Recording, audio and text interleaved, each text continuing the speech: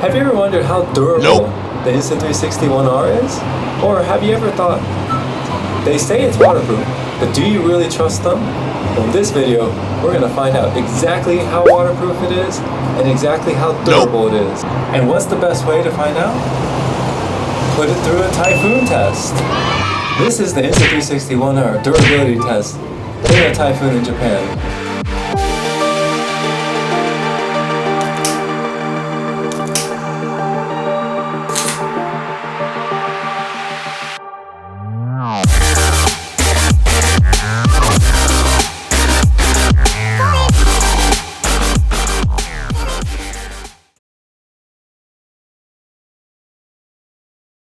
Welcome back to another Insta360 One R video. Now, with a typhoon test, since it's the strongest typhoon that's going to hit Japan, we have the ability to check if it's waterproof, as well as check if the selfie stick can handle the strong winds. And we're going to see if the footage comes out decent at all. Also, we're going to test to see if there's a massive amount of rain. Can you use the Insta360 One R in the rain? Does the water droplet on the lens affect the image and blur it? Now, it might be that you want the water on there since it's waterproof and gives you some extra dimension to your video. So, let's go back 3 days and find out the results.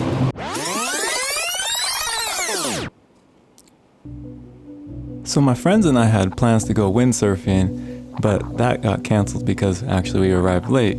But what we noticed was that the typhoon was coming and the waves were starting to get really large. Here you can see there's a lot of waves that are starting to come in, one after another. It was just a sign of many things to come. But it was at this point we knew we had to start to get back and prepare for the typhoon that was coming.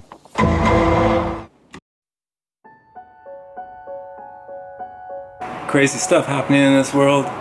Seems like Typhoon 10 is coming to Fukuoka, or heading to Fukuoka. Today is September 6th, Sunday, and it's in the morning. And right now, it's supposed to arrive tonight, this evening, and it's supposed to be the largest typhoon in Japan history. The possibility that the power will go out and that the winds will be super strong. I had to, let me show you, bring my bike inside the apartment. It was on the balcony, don't want that going through my window apparently. And I gotta bring my chair inside too. You see that? I gotta bring that inside. But, yeah, bike's inside, chair's coming inside. I've charged all my appliances. My computer will die, but my laptop will be fine, so that's still a possibility. And switch is powered to go get some food and water just in case the power goes out for multiple days. In preparation for the typhoon, this building right here, oh, it's sort of quiet. Oh, look at me. This building right here usually has a tarp, but today the tarp has been tied up because the typhoon's coming, so usually that thing is really loud and wakes you up in the night, especially with high winds. So tying it up is nice. I won't have to hear that, but the winds should be strong. I'm wondering if they won't fly away, but we'll see. With 12 hours remaining, everything at the house was set and prepared to go. So at this point, it was decided to go to the park and shoot some hoops. And well, first shot goes in, and then I swear I'm better than this. I now know what it feels like to shoot like Russell Westbrook. I mean, just nice. But I swear, it's because it was windy. It's super windy, and that's why all the shots are short. This is such bad shooting though. Oh, there, makes me feel good. Oh, that's nice too.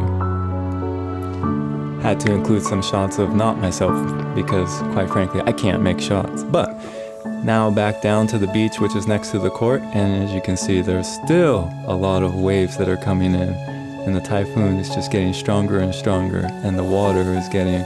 Usually this is pretty calm, but as you can see, there's constant waves coming in and out. So I know at this point the typhoon is coming. They had mentioned that the typhoon was coming within about 6 hours, but it slowed down on its way through Kyushu, so in reality it's about 12 hours before hitting Fukuoka. After arriving back into the city, you can tell that everything is closed off and all businesses are prepared and cardboarded up.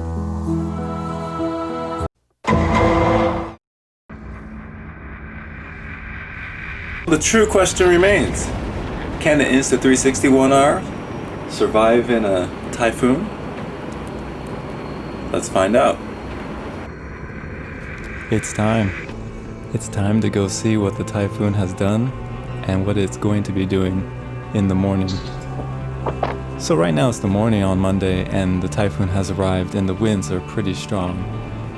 I'm honestly not sure what to expect, but as you can tell, I'm dressed up for the part to just get soaked with as minimal amount of clothing because the temperature actually isn't cold, it's warm, so it's like going into the beach, except that the beach is above you, spraying water in your face.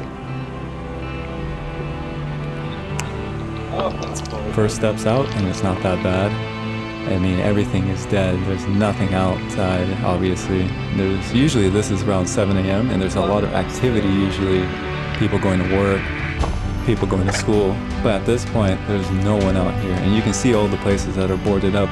And even in this section, which is tarped up, I believe it's to make sure that if it breaks, nothing happens. And at this point, I freaked out a little bit because there was a cyclone wind gust right there that sort of blew and I didn't know what to do. I thought it was dangerous, but it turned out to be just a little minor wind. So I speed through and I get towards the harbor. At this point at the harbor, this is where it gets a little insane with the wind. As the closer I get to the harbor, the winds start to get stronger and stronger, and you can start to hear those winds in the camera. Now at this point, I'm not having too much trouble holding the selfie stick. It's moving back and forth quite a lot, but as you can tell by the image, it's actually still giving you a pretty steady shot. So that's pretty cool with the Insta360 One R. The flow state stabilization is actually working really well, because right now my camera, as you can see, is going back and forth. And if you can tell, if you look at myself, I'm getting blown out. At this point, I'm surprisingly not soaked. It's not raining that bad, but the wind is really strong. I didn't want to get too close to the edge of the harbor just in case a really strong wind would push me in. But as this is the harbor, it's pretty closed off from waves, so I wouldn't consider it too dangerous.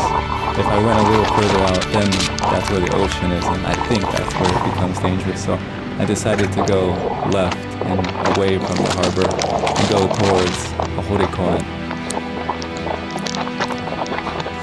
At this point, I just speed on through and, this is a massive amount of wind. I mean, listen to that and look at that. Just every time I get to an opening, there's just wind, wind, wind. This part was crazy because look at the street. There's no cars at all. I mean, I didn't even heed the directions. I just walked across. It's so dead. And it's literally only 6, 7 in the morning right now. There's Monday morning. People are supposed to be out. Rest in peace, umbrella on the right. You see that? Now speed on through and we get to this point. Oh my god, I couldn't walk here. This point, the wind started to blow insane. And it's gonna get crazy. Right at this corner right here, this is where I think the strongest winds were. I don't know why. Maybe it was open area, but listen to that. I'll just let you listen for this. I can't even stand straight. I had to move my leg in order to hold myself upright right there.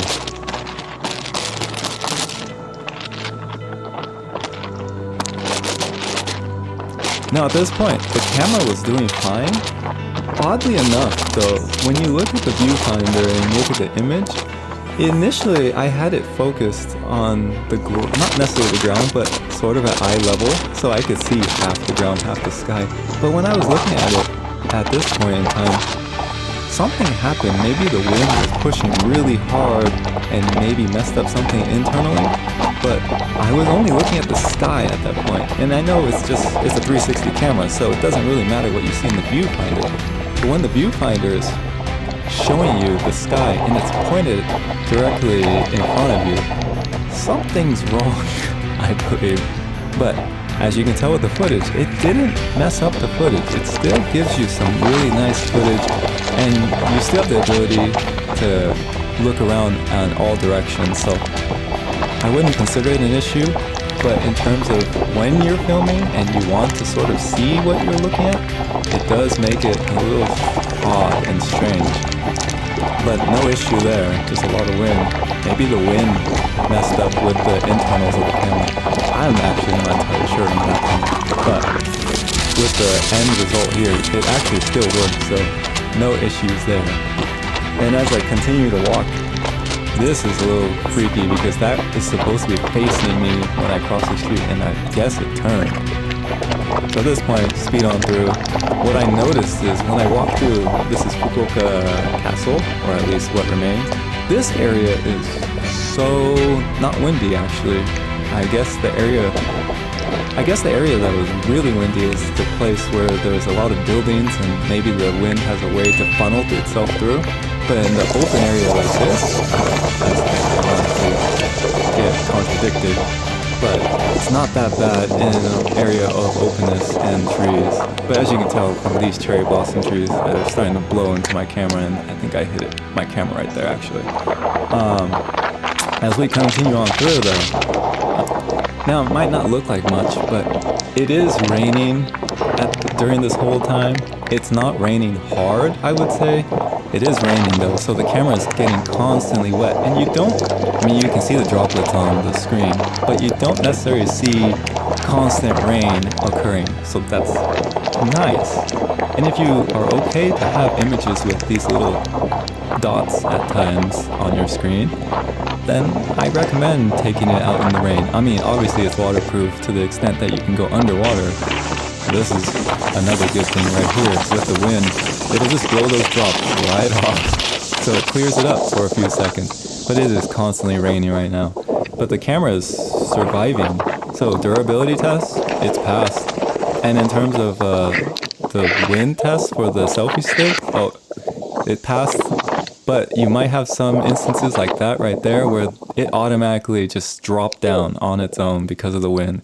It went from being 3 lengths out to just 1 length, just dropped. But for the most part, wind doesn't affect the selfie stick, doesn't bend, doesn't harm it in any way. And these were really strong winds, so all that really affects is your arm strength. Are you able to hold the camera with your arms? And as long as you just hold it, I had to hold it with 2 hands. So if you hold it with 2 hands, you should be fine.